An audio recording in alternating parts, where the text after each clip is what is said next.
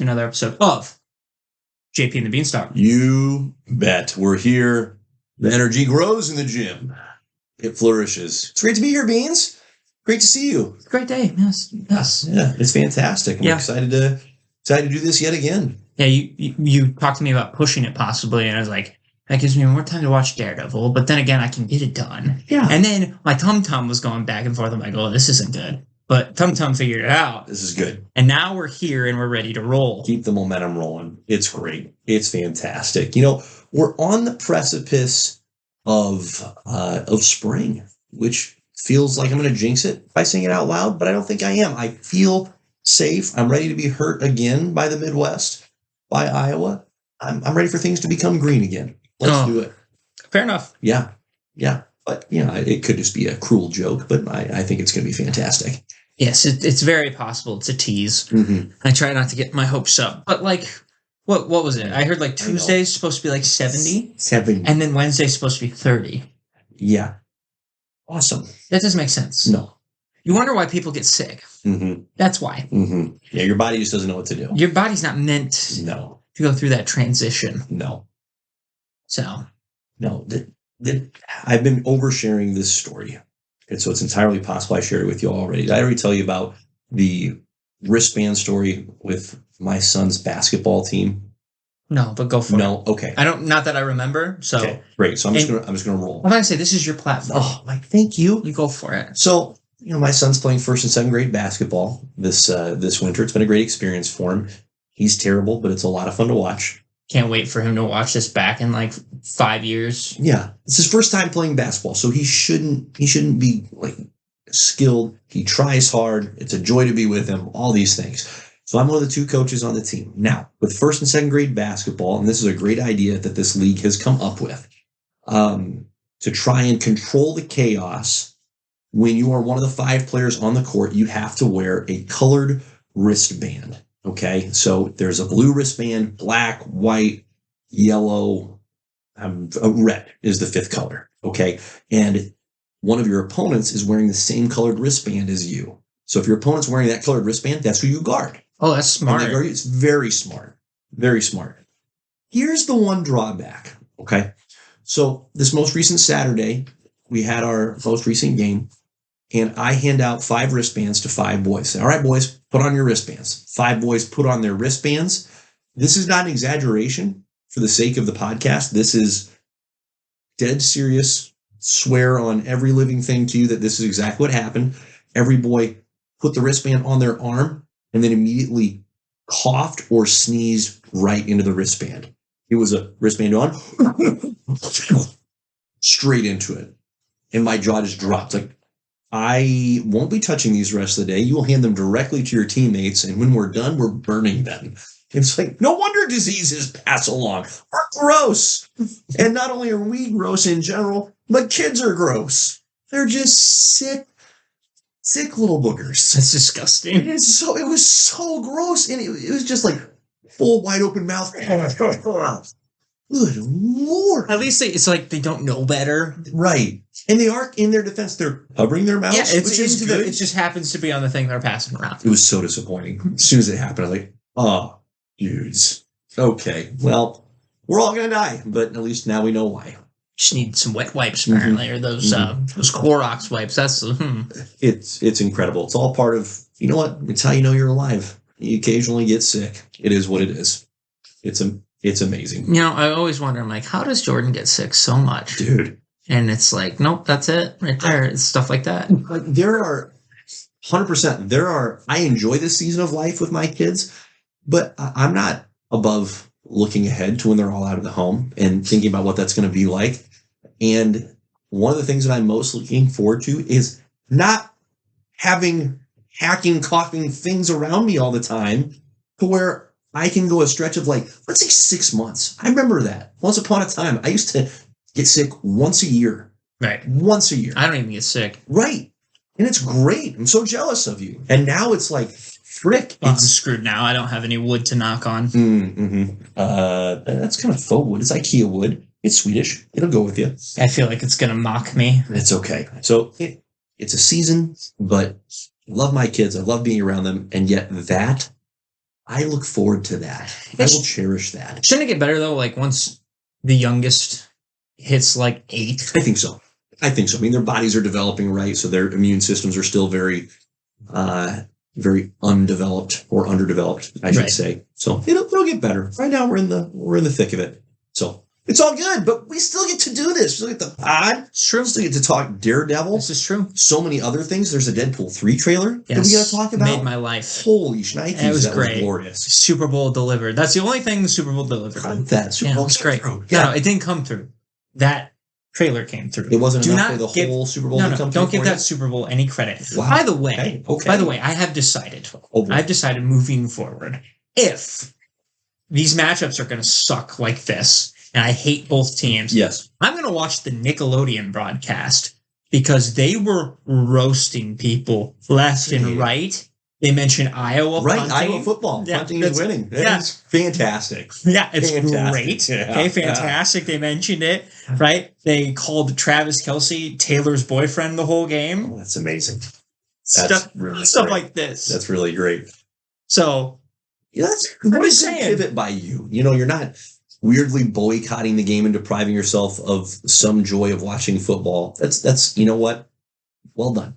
I'll help you remember that this time next year. it just looks like pure chaos. Yeah. So, I don't know if you saw any clips, but like Larry the Lobster's just chilling in the middle of the field. Sandy is their sideline reporter reporting on things. Maybe that is how the Nickelodeon broadcast got its origin, because they're like, there's a lot of people that don't really care for the game because they're angry at it. Let's give them something to laugh with. And it's like, it's for the kids. Yeah. Like, Fun. the kids can watch that and be like, what's fun? But it's actually really impressive how they do this because it's all motion capture. Really? So they're like in the like broadcast booth, and like the guy who voices SpongeBob and the guy who voices Patrick, they're in motion capture. Oh my gosh. And so they're doing it live, but they're doing the voices. You feel bad for them towards the end because they've been in the voice for so long that you can tell that they're it's getting raspy. Yeah. They haven't had their usual break in the action. And then an OT game to beat. You have a whole extra quarter to commentate. Interesting. Okay. Well, good on you. Well, how about we just get into it? Can we just get into it? We can. Let's just get into it. So, Riles, we've been going through the original Daredevil series, which obviously way down the line, as in next year down the line, we're going to get Daredevil Born Again, which we are just still so full of anticipation for. Which, by the way, the cast is crazy. Yeah. For that, what's been announced, it sounds like Foggy's back, Yep. Aaron's back. Yep. Neither one of them were back originally, I believe, right? Right. Punisher's back. Right. Bullseye's back. That's a pretty good pull. They could have so easily just let that drift away. Absolutely. Yeah. I believe they mentioned like the White Tiger. Okay. Possibly. I'm Sure. not like huge on that guy. I don't know too much. But to be able to, when this much time has passed, it's not decades, right? But time moves quickly. And when you're an actor or actress, you're trying to, stay employed. You're moving on to other projects. And so how often do we hear about, hey, the timing just didn't line up for this individual to take on this role? So the fact that you have that much of the original cast, really the core, coming back is pretty phenomenal. Agreed. Pretty phenomenal. So lots to look forward to. But in the here and now, we're going back in time and really reaping the benefits. We talked about season 1 2 weeks ago on the previous podcast. This episode, we're going to recap season number 2. And on that line, or along those lines, listen, the gang's all back. Mm-hmm. Right? Everybody that we enjoyed from season 1. Minus Uric. Minus our boy. Getting choked Uric. out. Yeah. He's still very, very dead. No variants available in the in the Netflix world. Pardon me. It's happening. He's out. But somebody else is back. And that's really great. I mean, and how about this, right? Like, what's that? We didn't kill off all of our key characters, especially the villain. Mm-hmm. What a novel idea to not kill off the villain, like to let them live and therefore come back at some point, be a part of the story. It's just, is it not fascinating how rarely a villain actually doesn't Well, get prematurely killed off in a show or a movie. right. And I was thinking about this because let's just talk about one of the most, like, we'll go back to the Raimi trilogy, right? Sure. Spider-Man. Great. No kill rule. Mhm. Green Goblin accidentally kills himself. Oops. Doc Ock voluntarily kills himself. Oops.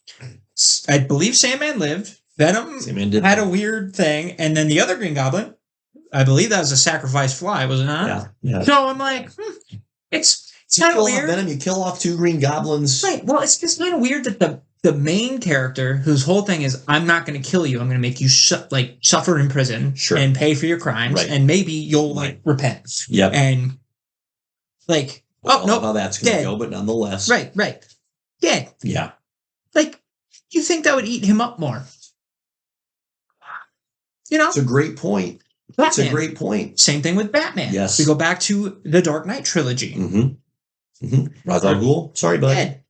Super dead. Yeah, right. And Batman's like, Scarecrow Scarecrow lives, True. but he's like non-important after Right. the first one, right? Right. He's just there. Yep. Okay. Joker, he does go to prison, but Presumably. Yeah. but That's kind of a mulligan. right. And Yeah. then Bane. Dead. Yeah. It's yeah. it's a real weakness, and I think it's a particularly large cop out in a Huge cop. in a movie. Like when you think about the long form storytelling that's available in a TV show, right? That's one thing when you kill off a character, because you have probably had a lot more screen time with a major character in a TV show than you have had in a movie, where a movie's runtime is anywhere from 2.5 hours, and the villain takes up, fourth, a third of that screen time, or is a part of it. That's not that many minutes, right? Whereas in a TV show, you have a dozen episodes, let's say, each running about 45 minutes long, give or take a few here or there. Okay, that's a lot of bandwidth, right, to get through. And so I understand it a little bit more in a TV show, or at least it's more forgivable. But even still, like, to just kill off a character is not necessary. There's so many other things that can happen to a character. They can be imprisoned. They can go to an entirely different place. It's a big world, and you can get there pretty quickly if you're going, go to China. Tell you what, hop on a plane, you're on the other side of the planet in about a day and a half. Congrats. And so the need, it just seems like such an old school storytelling method, where it's like, do we really have to be killing these characters off anymore? And then, bringing them back to life through some really mysterious, outlandish as comics means? Can they just go somewhere else? Right. And that only applies to comics, because usually when they kill a character off there, like, it's significant to the story at the time, and then they bring him back because they want him back. Right. But like movies, they have no reason to kill him. No. Because they don't kill him that often. No. Right? Unless it's the Punisher, obviously. But I find it odd when, like, the James Bond that we had, his villains survived longer than the MCU's. Can you imagine if Obadiah from Iron Man 1 would have lived throughout the trilogy? Right. It's better. So much better. And it's better. So good. Yeah. Yeah, it truly is. So I would like to see, if I could have one wish for superhero movies moving forward, don't kill the villains. Leave them alive, incarcerate them, send them to Timbuktu, a different universe. Great. Just don't kill them. Don't kill them. I want to continue to see them develop and evolve and be a challenge for the hero. And if you're going to kill him, give us a good reason why. Not just because his arc is over. Do it to, like, set up the next villain. Yeah. Right? Thanos killing Ronan. He didn't kill Ronan, but I know what you mean. You know what I'm saying. I know what you mean. He would have killed Ronan. Well, surprisingly, he didn't kill Loki. He should have. I thought he would have, Right. But like, it means, in the MCU, it means something when Loki. Right. No, but it does. It means something when Loki is killed by Thanos. That's impactful, even though it's early in that movie, because we have had so much time with Loki leading up to that moment. So it's not a no kill ever rule, but it's a, hey, let's wait like at least 3 movies before we're killing off a character of significance. Well, and that set up Thanos because he killed Loki and he beat the crap out of the Hulk to the point where the Hulk wouldn't come out anymore. Yeah, Hulk's like done. Which another cop out. But that's a story for a different pod. Yeah. So that's when we rewatch Endgame. What are we rewatching? Daredevil season 2? Yes. Anyway, love that. Love that. That's a very great tangent. So it's a strength of this show from start to finish that they're not just offing worth, characters that they're saying, hey, these characters have significance. And it's also a little odd to me, though, that the Netflix Marvel shows, they figured that out. Like, they understood it was important with Daredevil, but all the other shows smoke the villains. Smoke them. Yeah, it's true. The Purple Man and Jessica Jones. Dead.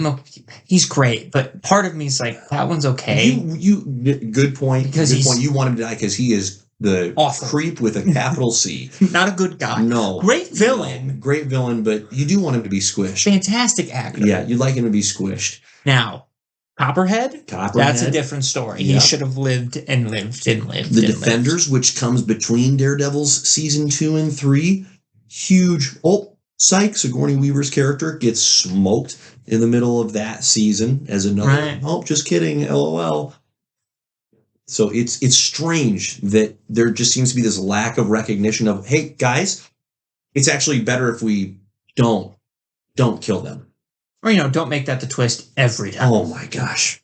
You know what I mean? You could just see it coming by the time I remember watching Defenders, and you're like, she's going to die. I know it's going to happen. Goodbye. Oh, there she goes. Oh, Elektra killed her because I'm getting ahead of myself. This is terribly, terribly not following the timeline. Hey, speaking of Elektra, let's welcome the new folks to the crew. Absolutely. Frank Castle, a.k.a. the Punisher. Best part of the season. Played by Jon Bernthal. And there is no doubt it's the best part of the season. Best part of the season. He's incredible. He's absolutely incredible. And then, of course, Elektra Natchios, a.k.a. Elektra. Played by Elodie Yung. She keeps it simple. She keeps it simple with a name change. Yeah. Name change. Not trying to make it too complex. So 2 very new characters from season 1 that we did not get any taste of. We get a lot of them in season 2. These are foundational, critical characters to the Daredevil character from the comics. Jon Bernthal, let's just spend some time with our dear sweet Jon. Perfect casting. Oh my goodness. Perfect casting. Right? He will go down as the best Punisher by far. I can't wait to get him back. I thought we would never get him back, and we're going to get him back, and it just brings joy to my heart. Yeah. And I think to his credit, like Jon Bernthal and his portrayal of the Punisher, it is the best portrayal of the Punisher. And there's actually been like decent competition. Thomas Jane played the Punisher in the Punisher movie, which, have you ever watched that movie? I have not. It's actually really entertaining. Is it just one or is there 2? It's just, okay, so it's just one movie with Thomas Jane playing Frank Castle. And then, crap. Name of the guy, he passed, Ray Winstone. Plays not Jon Bernthal, farts. Plays Frank Castle in Punisher Warzone. Never saw it. But Ray brings it, of course. But Thomas Jane's fantastic in the Punisher movie. The movie itself, super entertaining. Super entertaining. Highly recommend. You won't regret watching it once. People die in spectacular ways. And our boy, John Travolta, is the bad guy. He's a fantastic bad guy. He played Jigsaw? No, Jigsaw wasn't in this one. Oh, he wasn't really? No Jigsaw in this one. But, man, Thomas. Jeez, now I'm just curious who he was. Yeah, I'm really Googling it. Just a gangster, as I recall. But Mr. Bernthal has the competition and still crosses a high bar because Thomas Jane knows what he's doing. He did fine. He is so. I don't think I cannot imagine another person, even in my life, okay, that you look at and you go, that guy's just intense, right? And that's what's so great for me about his portrayal is he's not just this, like he doesn't go into angry lunatic or loose cannon. He's just freaking intense. I don't mind conflict, right? Conflict happens. It's part of life. I I think I would surrender immediately if John and I were having a conversation and he was disagreeing with me, but you're right. My bad. Yep. I'm on your side, John.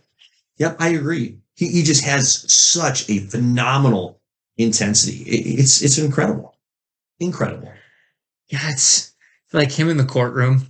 My goodness. Where they're like, put him on the stand, and all of a sudden he just is like, oh, I did it. It was me. And he just freaks out. And it's like, it's like, I believe him. Yeah. He did it. Right. Put him away. Right? Oh my gosh. Just that, and like even like the intensity of his fights. Because it just shows how pissed off Frank is all the time. Yeah. Like he's not a fun guy to be around. No. So like all the grunts and like, I mean, even the I mean, we're obviously gonna talk about it at some point. So we're just gonna start with it now. There. The prison cell scene. My goodness. Where Kingpin just turns on and is like, hey, you did what I wanted you to do, so goodbye. Yep. And locks him in there, and he just kills the entire cell block. Yep. Just a massacre. And it's crazy. It's so crazy. It is. And that is such a phenomenal part of this season where they have Kingpin and the Punisher interact with each other, right? Because both those characters, they bring out the best of each other, which is just wild. And I love what you said, before I get too far down that road, I love what you said about the action with the Punisher and how well it represents his character. That's good action, right? When it's not just that's a really creative or crafty or clever fight scene, but when the style of the action is a representation of that character, that's some next level action. Yeah, very much so. And even the scene, all the scenes of the Punisher are so good. Oh, there's not a wasted second when the Punisher's on the screen. Where the Punisher and Daredevil are fighting each other. Like, it's fascinating how you get to see the different style of Punisher where it's just brawling, it's physical, it's not completely it's not out of control, but it's just freaking reckless, right? It's like I'm gonna be really happy if I can throw a shoulder into you and hurt you, even if I lose this fight, right? I mean, Daredevil is just more smooth and precise, and Punisher's just a brawler. Well, I mean, even with like he loves the pain, like he lives off it. Yeah, that whole scene, taking a hit, right? The whole scene where he's like, they got him chained down. The Irish guys got him. And he's like, "Oh, you want this?" He's like, "Yeah, do it!" And he just gets drilled in the foot, and you're like, "Oh my gosh!" Oh, it's like there's no way. Oh. Absolutely crazy. But yeah, no, I like the Punisher was so good for season 2 for where Matt's at, just because it is this perfect like opposite of him, yet similar enough where it's like if Matt were to go down, like if he were to kill somebody, he would go down that path. Like he would be the next Punisher, right? For sure. But like just to have those two, their conversation on the rooftop is like masterpiece of just how the two characters think, interact, and at the whole end of it, like the whole episode or the whole season, like they respect each other. Like they get where they're coming from. They understand each other. They understand it, and they kind of just let them do it. Because for sure, I mean, Matt was pissed at the end of season 2 when Punisher steps in and starts killing people, but he at that point he's like, "Yeah, well, he's like, keep going. I want this guy." While you're at it, you might as well. I mean, they were already dead anyways. Also true. It's exactly right. I mean, there in the Venn diagram of Daredevil and Punisher, there's enough overlap there where they have common enough ground, but it's not a lot, right? There's still such a contrast in how they go about accomplishing a similar goal of defeating crime, of bringing justice to their worlds. And the part of what is so, I think, unifying about those two characters is they're both motivated and driven by the loss that they've experienced, right? Like Matt having lost his dad, but it's such a enjoyable's not the right word. I think poignant is the word I want to use. It's such a poignant contrast to see. So what happens when the dad loses the son, right? Like in the Punisher's case, where the dad has lost his child. And so Matt's the child who lost his parent, but the Punisher is the parent who lost his child and his wife. So he lost his whole family. What's his response, right? So in some respects, Matt has had enough time going from child to adult to process all of his loss to where now he's a full-grown adult that's able to do something physical in the world. Whereas the Punisher, he's already the full-grown, fully trained battle machine. And then he experiences this trauma and it's just triggered. Let's go. So it's such a fantastic pairing of two characters that have just enough common ground where it makes sense that they're in the same show, they're in the same series together, and yet and they're so convicted that their way is the right way. And it creates endless tension, which is what makes stories great. When you have tension, you have conflict. You put them in the same room, you put them on the same screen. You're instant conflict, instantly worthwhile because there's no resolving it. Right? One is not going to go to the side of the other. Daredevil's not going to go, all right, I'm just going to kill people. And the Punisher's not going to go, tell you what, paintball gun. Right? No. He's using live rounds, and Matt's not going to kill people. But I think part of what is such a sign of how effective that aspect of season 2 is that when we get into season 3, that's still a struggle for Matt. There's this carryover of, do I kill or do I not kill? Like, can I accomplish what I desire to accomplish without killing? And that's without the Punisher being anywhere on the screen in season 3 of Daredevil. So what a phenomenal character inclusion. And Jon Bernthal, thank goodness he got a spinoff. That's how you earn a spinoff, by the way. God. That's how you earn one. You steal the show and someone else's show, and they're like, he's too good to not bring back. That's how you do it. There's no doubt. Just give it to these randos.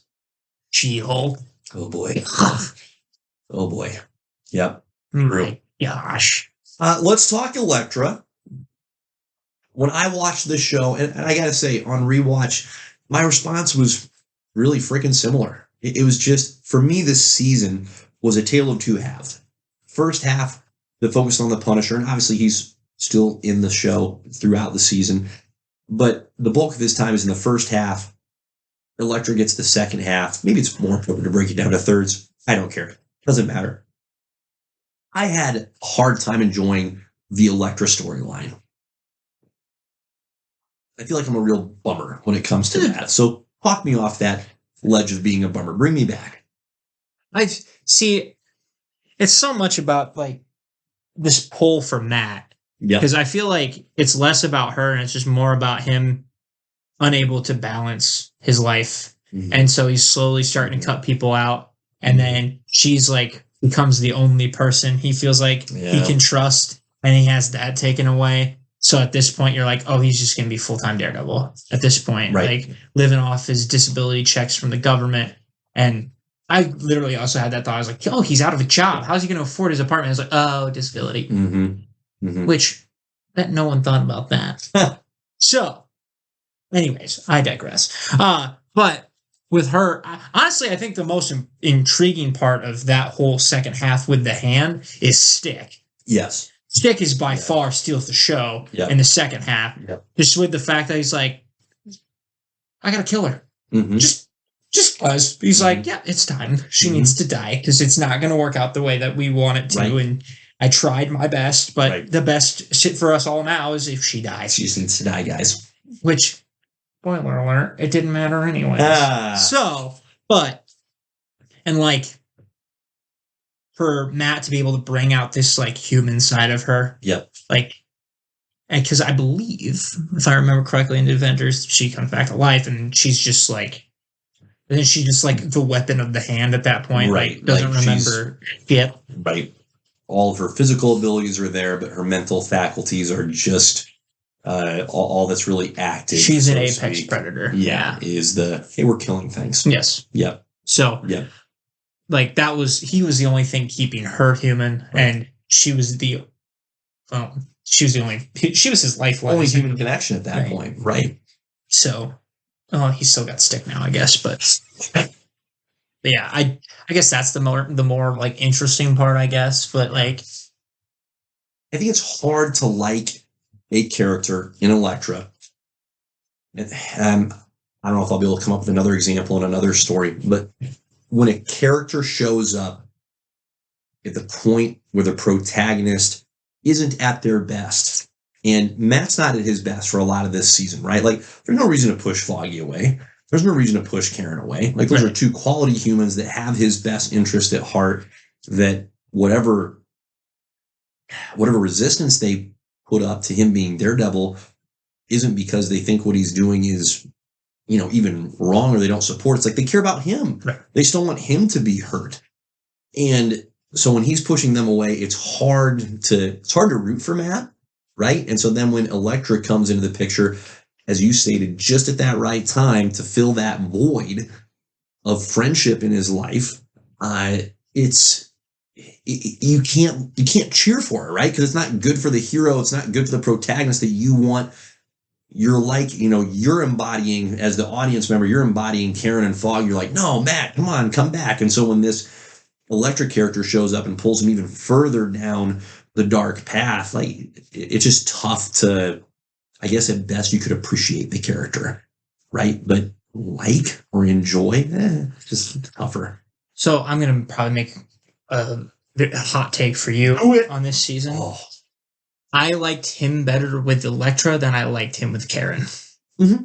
Because Karen... That's true. Karen this season... No, that's not untrue. Karen this season felt super forced with Matt. Mm-hmm. Very much so. Compared to like Elektra, where it was just natural. Yeah. And it just makes sense. And also, by the way, that's just the comics. Yeah. I'd rather see him with Elektra 95% of the time. Does it work? No, because she keeps stabbing people. She's feisty. She keeps stabbing people. She's feisty. But... No, I don't disagree at all. The Karen, love angle was very much forced. Yeah, I was just like, I'm not interested in this. Yeah. There's no... Because even, there's a couple of things with Karen, right? But in season 1, it felt like her and Foggy had way more chemistry. It's like, that makes sense. That's going to happen. Yeah. And season 2 comes along, it's like, wait a minute. It's just gone. It's not even like it's gone. It just, for some reason, it died down, I guess? We don't know. Yeah. It's very strange. It's super weird. Yeah, because season 1 with Foggy and Karen, the chemistry that was there was very organic, right? It was not forced. Right. It was not forced. And then for it to be just missing in action, and then to be replaced with, you know what, Matt's into Karen and Karen's into... What?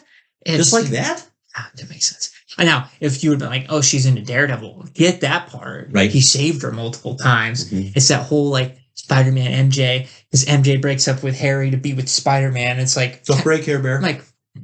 Come on. We won't get into Raimi MJ tonight. But, and how... That's right, it'd be the end of our podcast. What a tease she is. Mm. But anywho, okay. Not a good lady. I digress. Again. But just... It's too bad. Well, then her whole thing with Karen is just not my character. Okay, she's weird.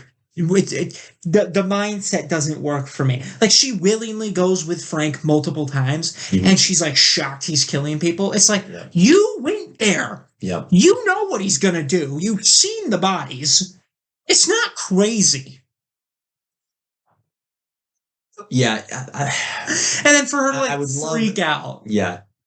I enjoy so much of what I'm going to say, the character of Karen resolves. She's a better reporter than 3, and where she resolves in the first season of The Punisher. But she is in she's just put in an awkward spot in this season, which is too bad. And I think she's still an improvement over her version of the character in season 1. So it's better, but it's still just this incomplete, right? Where it's just, or ill-fitting. is maybe the best word for it. Like what they're asking her to do. It's like, really? Well, I'm not sure about that. And the other thing too is, which I find really interesting, they didn't like put this on the table. Mm-hmm. She never talks about her murdering that guy, because I think her having that conversation with Frank would have been really interesting. Because obviously Frank would have been like, that guy deserved to die. Good move. Right. Yeah. At first he would probably 100% support it. Yeah. Probably at first he would be like, oh, you're a criminal. You killed somebody. Sure. And she'd be like, oh, you're a bad guy. And be like, all right. Right. But that never comes up again in this season. I'm assuming. I don't know. I'm guessing it might come up in season 3 because we're going to probably get more Kingpin. Again, I haven't seen it. So this whole next season is going to be a whole new world for me. Yeah, it is. But I'm just like, that was such a very pivotal point for her in season 1. Yeah. I think part of what the challenge is, and I don't mean this as a compliment at all, it's so hard for Hollywood to not put a male and female character together and have them be romantically involved, right? And so they just can't figure out what they want to do with Karen. Like, well, let's have her be a romantic interest to fun. Well, no, let's actually do it with Matt. What about the Punisher? What if she's into him a little bit? It's like, just let her be a character. Don't worry about the romance. What if she's just a character that is a friend to all these other characters, just as they are all capable of being a friend to her, and that's good, right? The romantic angles are forced, and it's too bad. I liked Matt with the night nurse more than I liked him with her. Yeah, they didn't give.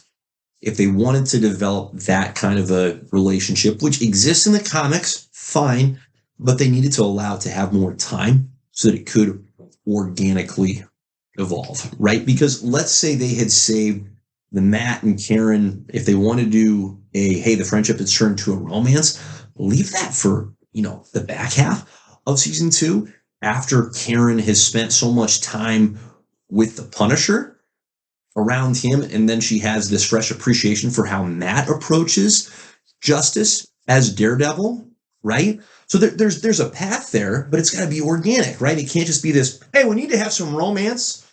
We need to have the dude kiss the girl. You're the girl, you're the dude. All right, let's do it. This is the episode. Well, why, guys? No, just do it. We're bored. We're bored. So I do. I just feel bad for her character in that respect. I think she's able to reap the rewards of her efforts in season 3 of Daredevil and in the first season of Punisher. So that's encouraging to see. It's just frustrating for her. Yeah. And with Foggy, like the first time we talked about this last week, the last episode, right? About like how I remember just Foggy being a whiner. This time around, I'm like, get it, man. Yes. That sucks. Yeah. Just to like be thrown to the wolves, getting abandoned by your best friend, and like owner of a business, essentially. Weird way to put that, probably. Legal partner. Right. Just to have that all just go. And because, we've been taken advantage of. Yeah. For sure. It sucks. Yeah. I get it. I would be pissed off too. Yep. I'd be done. Yeah. And he's going to go make buco bucks. Yeah. And I forgot, like, it's indeed true. It was cool seeing like all the nods to the other shows because they like talk about like Jessica Jones a little. They talk about Luke Cage. They didn't talk about Iron Fist for a good reason. But like even like the lawyer from Jessica Jones showing up in this, yeah. She came on. I'm like, I remember you. You were a bitch. You were one of my least favorite people.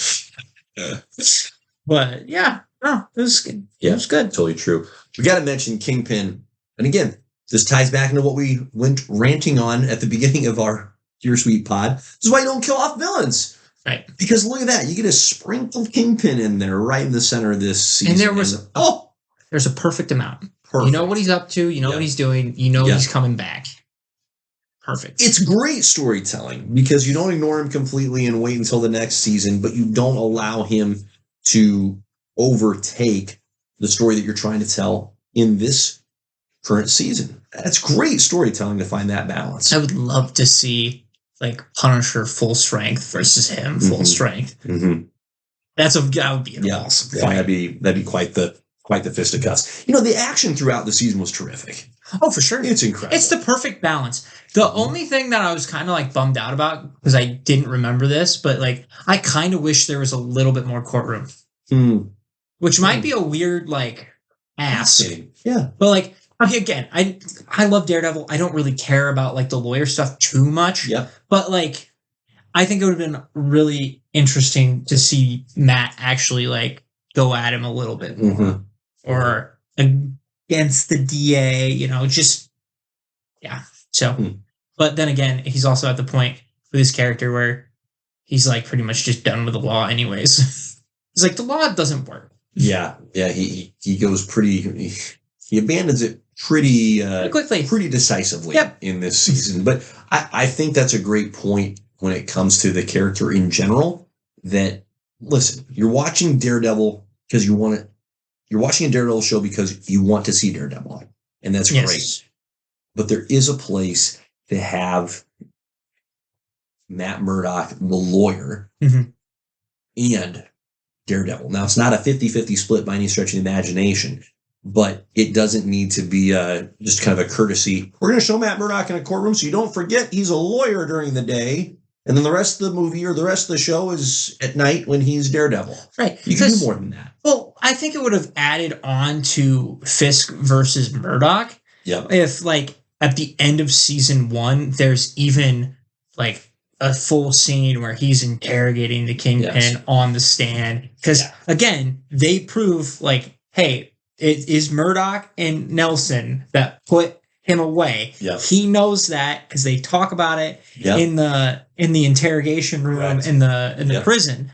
So I just think that would have like built it up even further. Yeah. Well, it's such a it's the access point for Daredevil to be able to execute his vigilante side, right? It's how Matt gets the intel to know, oh, this is okay. Here's where the bad guys are slipping through the cracks of the law. Great. I'll slap on the Daredevil costume at night, and I'll fill in those cracks. And so it needs to be a both and, not an either or. And so it's always tough. Scenes like this where the character is going through so much transition that they just abandon one of their halves. It's harder for me to enjoy. I enjoy the balance more so than just all Daredevil or all Matt Murdock. I like the blend. That's Unfortunately, it can't all be Spider-Man 2. Also true. So. Yep, no question. Anything else you want to hit on with season 2 of Daredevil, my man? No, I have nothing more. Great recap. I'm so excited for you to watch season 3. I'm excited for me to rewatch it. I'm excited for Bullseye. Yeah. I am super excited for Bullseye. Season 3 is tremendous. That actor looks like a maniac. Yep. It's great stuff. I'm very excited. All right. Well, great recap of season 2. Let's move on to some news and notes. So, hey, Deadpool 3. Absolutely. We got a trailer for it. Yes, we did. How about that? It was fantastic. Highlight of your Super Bowl. Riles, what was your takeaway? He's back. He's back, man. I'm so excited. I know Ryan's fighting hard for this movie to be so good. It was the perfect tease. Because we get we understand how he's involved in the MCU now. TVA. The TVA. Hello. By the way, he watches everything that happened in the MCU. He is Marvel Jesus. Okay? Take that as you will. Phenomenal line. Oh, it's so funny. But to have all that, we're getting Wolverine back, right? And it was like the perfect, like, oh, he's here, but we're not going to show you, right? He's... Oh, don't worry. So I'm assuming the next trailer will be very focused on Wolvie. Sure. Because now instead of Deadpool 3, it's just called Deadpool and Wolverine. So they're sharing the title, like Ant-Man and the Wasp. Right. So he'll be as much of a main character as Deadpool. Super thrilled about that. But we even see like the main cast from Deadpool, the first two, in the like his birthday. Right? Right. So we're getting that. Honestly, the door's wide open, I think. I think we could get a lot of things happening. TVA is coming out. we had the 20th Century Fox logo broken in the background. So my guess is he's killing the Fox for the TVA because they're like, this is a branch timeline. We need you to take care of it. I don't know. Yeah, I agree. It was the right tease in that it sets the tone as you would expect it to. Without, and this is so freaking critical, just don't show too much. Right? Like, you don't need to. Just, if this is, we've said this so many times with so many movies, if this is all we get before the movie comes out, you're gonna go see the movie. Oh, yeah. So you're gonna go see it. You don't need to show too much. No. Honestly, the only thing I want to see in the next trailer, because we saw Deadpool and we saw the guy who recruited Deadpool, I think it would be perfect if the next trailer is Wolverine's side. It's Mobius and Mobius coming in to get Wolverine, because I think those two would be really funny together. And because you got this really serious guy talking to Deadpool, right? So to have a non-serious guy be the one to talk to Wolverine, I think that's perfect.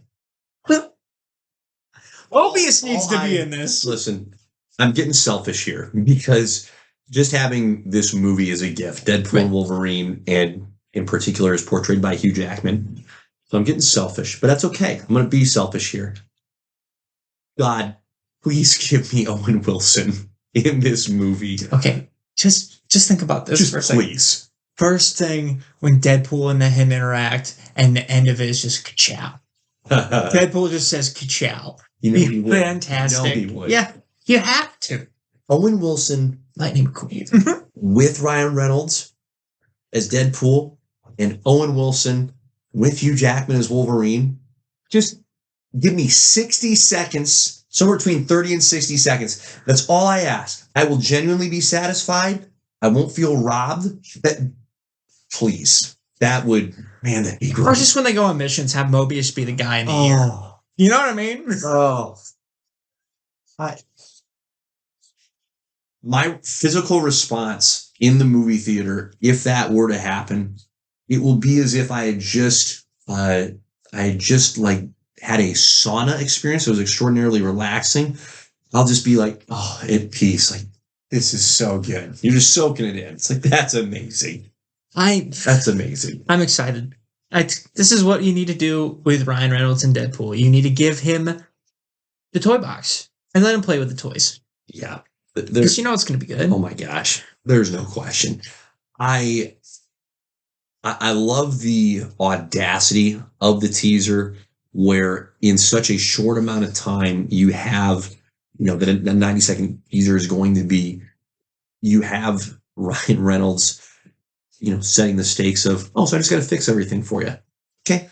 Yeah. Okay. Like, that's not only do you get the expected comedic tone, you get the TVA tie-in that those of us that have watched the Logan, most people probably don't know what the flip that is, right? A good chunk of folks are going, okay, weird, whatever. But for those of us that watched and enjoyed the heck out of Loki season 1 and 2, to have the TVA be involved in the Marvel movie universe, great. That's fantastic. But then to have the stakes set of, they're asking him to fix things. That's fascinating to me. Here's my only concern. I really hope there's not a weird hedging that goes on with that, right? Like, that would just be, what I mean is, let him go nuts. Oh yeah. Truly, let him go nuts. Yeah. Let him do it. Don't give us a whole movie of him seemingly resolving things and then pull the freaking rug out. I see what you're saying. You know what I mean? Like, kind of like Loki, where he's go the only thing he here. can do is just go full measure here. If we're going to do this, let's do this, because we're going to get into this. I'm not going to segue to this quite yet, but you might as freaking well just go. You know what, Deadpool, Wolverine, we're going to reset this stuff. Right. Let's do it. I was disappointed that we didn't see more of Wolverine, but I'll get over it. I'm okay with it. Yes, and your posture is good and healthy and even right. So I just love Hugh Jackman, and I'm so excited. And the character that you wrote down, Pyro, being in it. Yes. That is the perfect character to show It's a perfect character show because it's like, so you reached into your old X-Men trilogy bag to pull him. Yep. So what you're saying is nothing's off the table. Yep. Because he was important enough of a character in that trilogy, but like not important enough where like people would be like, oh my gosh, he wasn't in this? That's crazy. Mm-hmm. And that's not a knock because he was great as Pyro. I like his character a lot. Mm-hmm. And the actor's phenomenal with it. But for like this situation and like scenario, like that's not. They ditched him completely after the first trilogy, right? Like he didn't come back. So I'm pumped. There is no doubt. Yeah, that was a great, phenomenal pull. It's going to be a lot of fun in the few long months we have between now and the movie actually coming out to hypothesize over who we're going to see. So we won't get into that a ton today, but suffice it to say, perfect teaser. Great to get some live footage, and we're excited to see what comes next. Absolutely. Okay, so I want to transition straight into this before we get into the rest of the casting news because I don't want to blaze past that. I'm tempted to. Excuse me. Here's why you might as freaking well let Deadpool go nuts and reset stuff. The rumor that is almost certainly fact is that Avengers 5, which had up to this point been titled Avengers the Kang Dynasty, is no longer Avengers the Kang Dynasty. And I'm sure that official news it's just a matter of when, not if we get it, but when. In other words, we're done with Kang. In other words, hey, everything we've done since 2018 in the movies, it doesn't matter. Sorry, we screwed up. Didn't work. Fine. Then blow the dang thing up and start from scratch. Truly. Like, none of me needs any more connectivity as far as what about the original, the Captain America movies, the Iron Man movies? Start over. Yeah. Truly. Start over, because you have shown such a disinterest in caring for what you originally built. You're not making movies based on the comics. You're just throwing the title out there. You're throwing on the show or on the movie. You're not drawing from the source material. It's just a money grab at this point. You're just a shinier Sony. So, you know what? Frickin' start over. If you're even worthy of that. I don't know. But I would rather that than an Avengers 5 movie at all, quite frankly. It's like, just truly tell me, hey, you know what? That's done. We're starting fresh. That's where I'm at. I've gone full nuclear. Yeah, no, I get it. And I think that kind of goes into the next part, which is the Fantastic Four casting. Yes. Because I believe, so they announced the Fantastic Four movie in the weirdest way possible. Yeah, super low key. Super low key. There was like, hey, by the way, here's the Fantastic Four. I think that is exactly why Pedro Pascal is going to be Mr. Fantastic. Mm. I think they're doing everything in their power to be like, we need a big name star in a big name franchise that everybody knows and loves. Sure. And I think that's why he got that. Sure. I think he'll be fine. Is he my pick for Reed? Absolutely not. Pedro is as fantastic as he is. There are other roles for him. Yeah. And it's not Reed. Yeah. But again, I'm sure when I go see that and I come out of it, I'm like, you know what? Pedro is Reed Richards. There's a good chance that happens. But Vanessa Kirby, fantastic casting as Mrs. Fantastic. Yeah. I'm sure the Human Torch character will be fine. I'm super excited for the Thing. Right. I think he'll be great. I think that's a great casting. Yeah, that's an easier one to see and go, oh, that's inspired. I feel like he was in Punisher. Yeah. Isn't that wild? I forgot that, He's Micro in Punisher. Crazy. Yeah. But yeah. So like I can get behind that. He's a great actor. Yeah. It's the Pedro feels forced. And that's where I get a little worried. Yeah. And again, I don't disagree. But that's why I think like it just brings up a valid point of blowing it up altogether, because I I feel like that's like, okay, here's our next Robert Downey Jr. That's kind of what they're trying for. I think so. Yeah. Yeah. Yeah. I think that's all valid. I don't know how to hypothesize as to what their thought process is. It's beyond me at this point. They've eroded any benefit of the doubt that I can give them, which is a bummer. And to your point, like, Pedro's a phenomenal actor.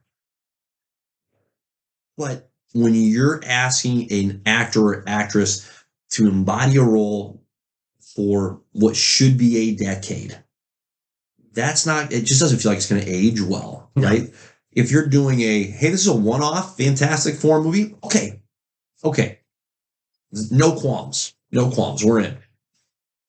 But it just seems like such an ill fit, not because he's not a capable actor, but listen, and this has gone the other way before, okay, where white Caucasian actors, my favorite is when Christian Bale played Moses in the, like, whatever they call it, Gods of Egypt, and Joel Edgerton played Ramses. It's like, neither of these guys are Egyptian. Right. They're extraordinarily Caucasian. And oh my gosh, I'm blanking on John Wayne playing Genghis Khan. Yep. It's the same freaking movie, and I'm absolutely blanking, but just brutal. It's like, what are we doing with this kind of casting? This is not quite that, but it's in a similar vein of Reed Richards is a Caucasian guy. Pedro Pascal is not a Caucasian guy. He doesn't look like Reed Richards to me. It's not the right look. It's forced. Forced is the best word for it. And listen, I have loved Pedro and everything I've seen him in. So, as you said so well, I'm probably going to come out of this and go, there you go, Pedro Pascal, Reed Richards. Cool. Fine. I want to enjoy it. I want to like that. I love the casting of Vanessa Kirby. Love the casting of Eban Mush-Bachrach. What a name, by the way. Yeah. Joseph Quinn. Never seen him in a thing. The handful of friends that I have that have seen Stranger Things said he was terrific in that. So, okay. Hope so. But I don't know what to think of the thought process. Well, in general. So you saw Wonder Woman 84, right? Yes. How was he in that? He was terrific. Yeah. He was terrific. Yeah. And they younged him up in that. Like, he looked just Pedro. This is not a criticism. Pedro's got a rough face, right? Like, he just does. He's got more of a John Bernthal face. He looks like he's seen things. He's seen some things, and they smooth him out in 84. Not in a weird CGI way, but he's a slick. Like, he's playing Maxwell Lord, so he's a slick salesman character. So he just looks.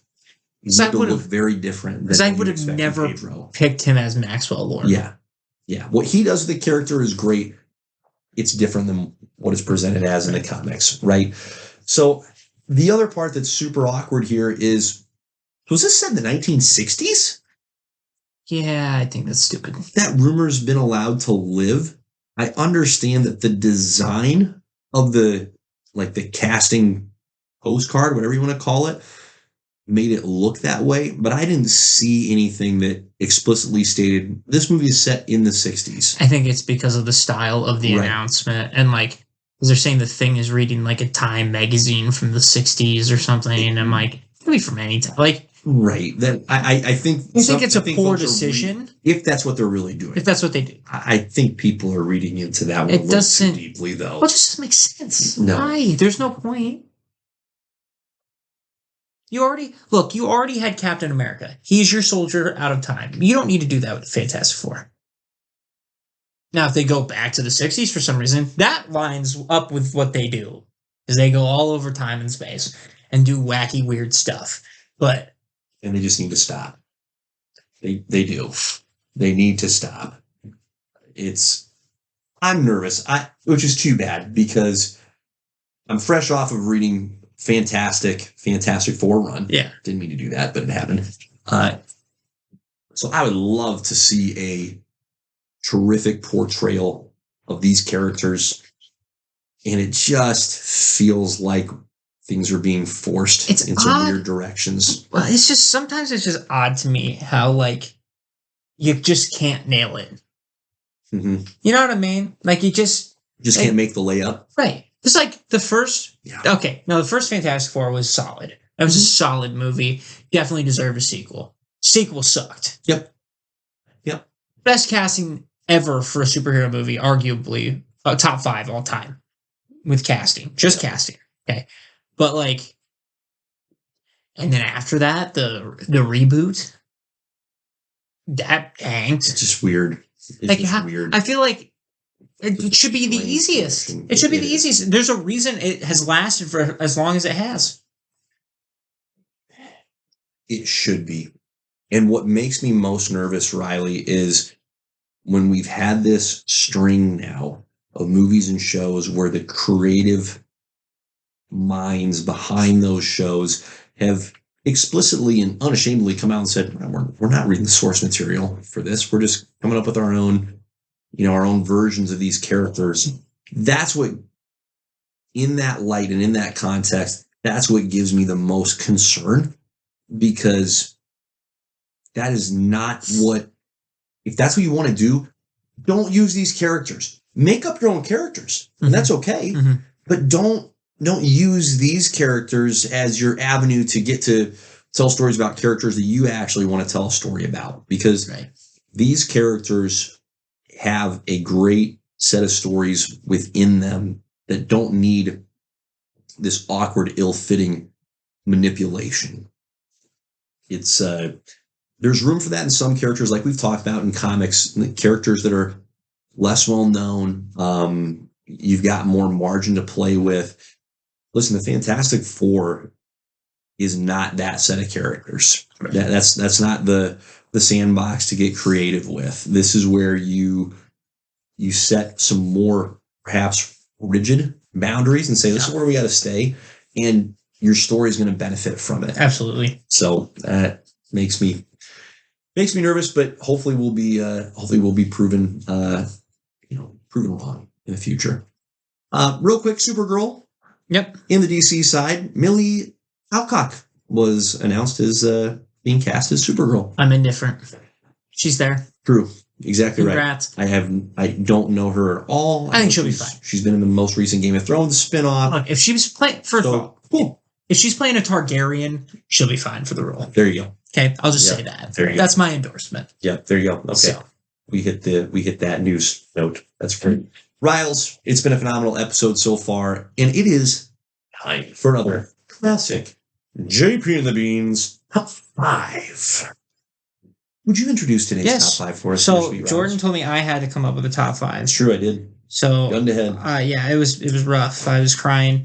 So kind of like the Punisher torture scene. Yeah, a little bit. Drill your whole jeez, your foot is bleeding. Pat, I'm so sorry.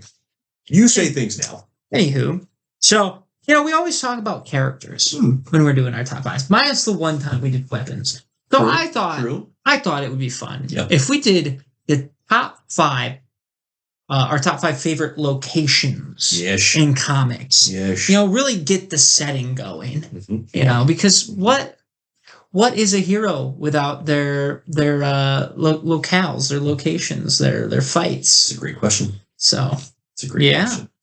Why don't you start us off? I would love to. It's weird me saying that. Usually you tell me I have to start. No, but kudos to you. No, this is your fault. You had to break the trend. You're supposed to come up with all the ideas, and I'm supposed to be the fun-loving. I go along with it. Wild card. I am the wild card. I love it. Okay, so my top 5, my number 5 is going to be Atlantis. Now, wait a minute, you say. Which Atlantis? Atlantis exists in both the DC and Marvel universe. Great question. Glad you asked. My personal favorite Atlantis version falls in the DC universe. As it should. As it should. Yep. It is, in my humble opinion, vastly more fleshed out in the DC side than it is in the Marvel side. People may want to fight me and die on that hill. Great, let's fight and die together. But in particular, the more recent run of Aquaman comics that came out in the New 52 spent a good chunk of their time, written by Jeff Johns, fleshing out the world and legacy of Atlantis. So we got the Trench, which was fantastic. We got Old Atlantis and the Forgotten Kingdom. Oh, that sounds like a movie. Interesting. There was just so much more than, BT dubs, it's underwater and it's hidden. That was very worthwhile, right? There's kingdoms and yet sub-kingdoms within Atlantis. It felt like what it probably should have all along, which is, let's see, there's this much land in the world and so much more water. Oh, yes, that kingdom should be massive and wild. And I think DC and their version of Atlantis has done that very well. Fair enough. So there you go. That's my number 5, Atlantis. My number 5 is the Sanctum Sanctorum. Nice. I feel like that'd be a fun place to be around. Magic, and by the way, who's better to protect you than Stephen Strange? Oh, right. I tell you what, if you can hook me up with the tankard of ale that Thor has, which refills, and hang out with Wong all day, that's great. Wong's a great hang. Oh, for sure. Yeah, and there's a library. I mean, you get to nerd out a little bit, read. Heavens. I'm sure you get one cool item when you leave. Oh, right. Yes. That's a great perk. Yeah. I like that a lot. Yeah. Good. So that's my number 5. Good one. My number 4, and this was originally higher up, but I kept finding cooler things. So, number 4, I have Wakanda as a whole. Okay. Because I think, well, first of all, they're way more technologically advanced, so I think that'd be really cool. Yep. I feel like if you're going to get, hurt anywhere, that's probably the best place to get hurt. Sure. Right? I'm sure their medical expertise is through the roof. Right? Yeah, so freaking Agent Ross gets shot in the spine and they heal him up right nice. Yeah. Pretty rapidly. I can ride a rhino whenever I want. Oh my goodness. Of course. So Wakanda's my number 4. Yeah. Love that.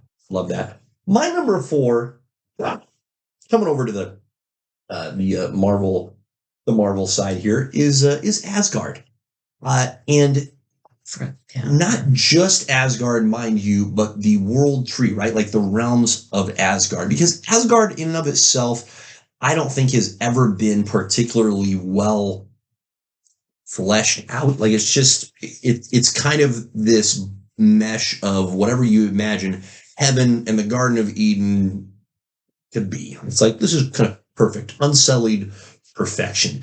But the fact that it's more of the hub to then branch out into Nidavellir and Jotunheim and just these worlds that have and realms that have phenomenal names, by the way. It's this magical access point to all these different places, and somehow Midgard ends up in there. Interesting.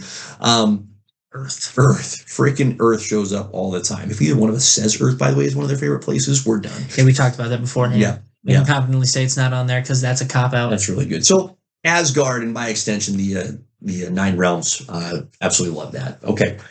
Jumping back onto the DC side. The Dark Multiverse is my number 3. Oh, yeah. So not because I'd like to hang out there. In fact, this is a place that I would decidedly, most definitely not want to be at all ever.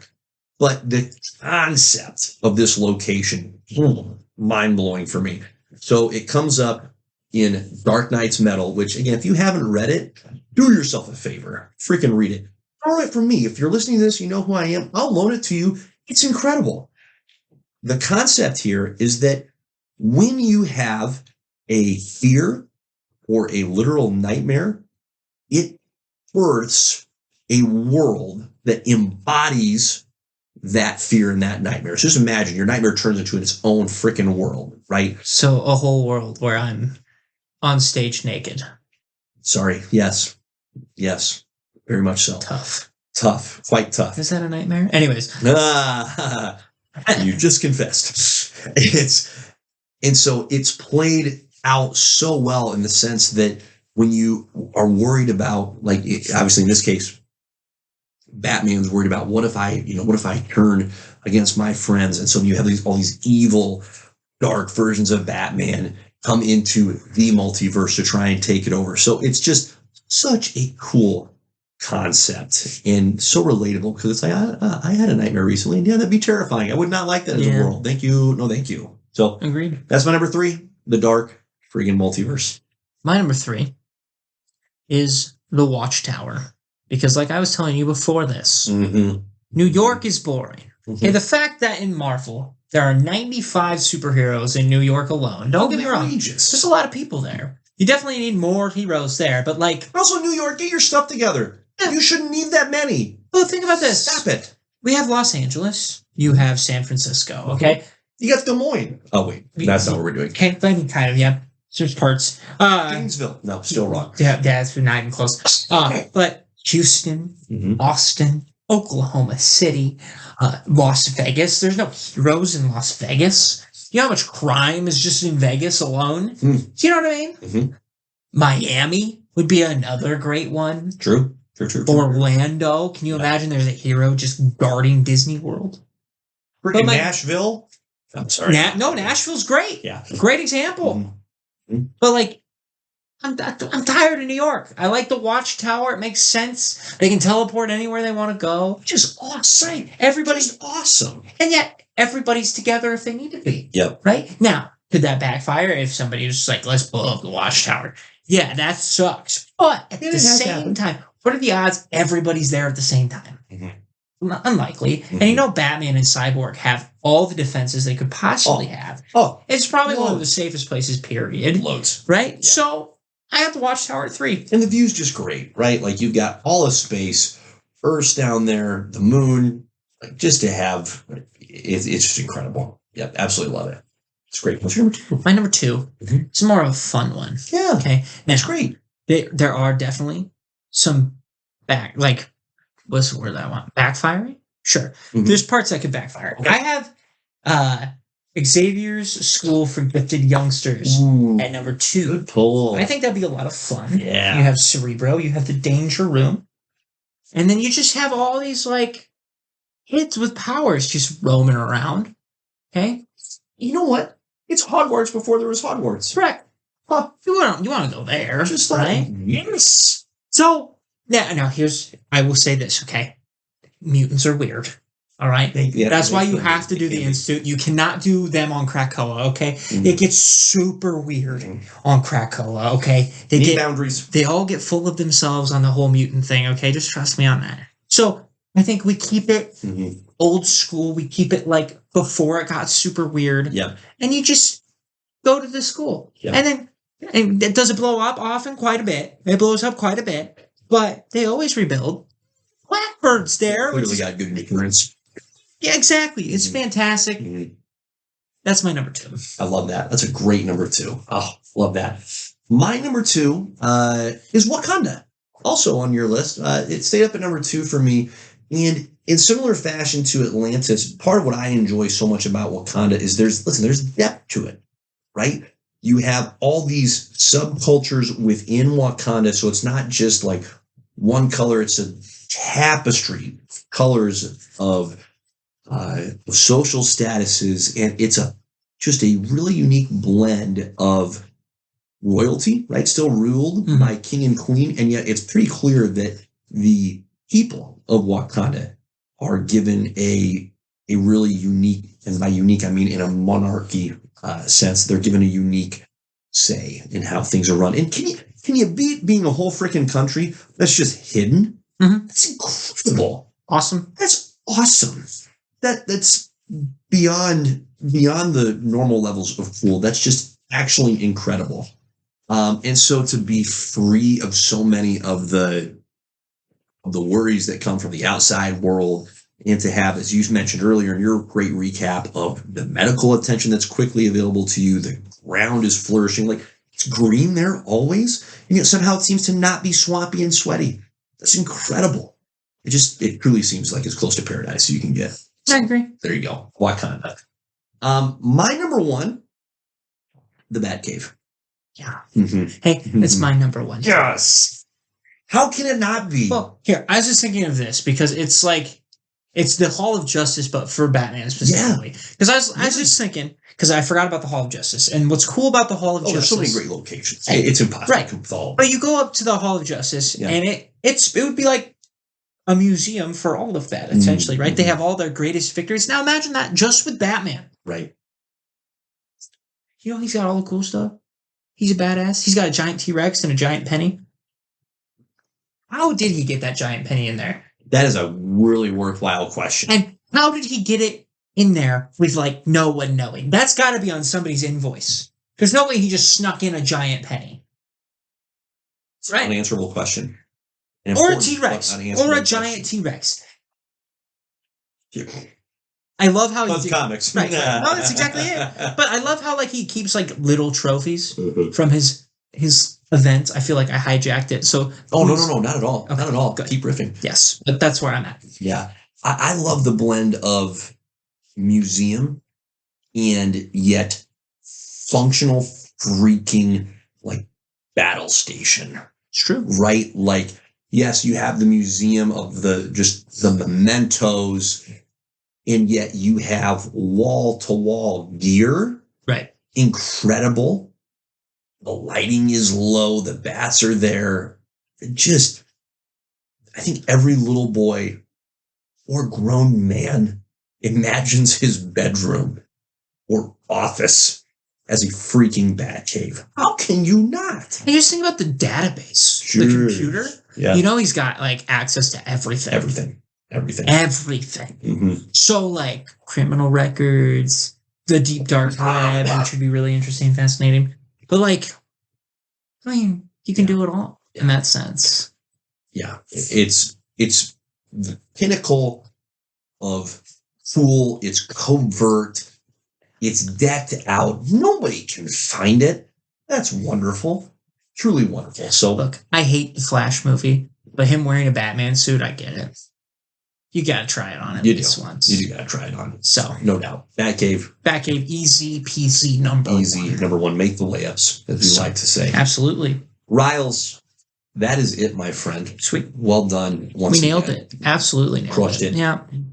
That's what we do here. Oh, we do. Yeah. We do make our layups. If you like this content, like and subscribe on the YouTubes. Share us with everybody you know. Why wouldn't you? And even the bums on the streets. And then... the bums need us too. Bums need us, yes. We need the bums. Yes. And then we're on Instagram, JP and the Beanstalk. TikTok, Magic Beans Productions. Get 'em. I think I got everything. So, on that note, Godspeed. Peace.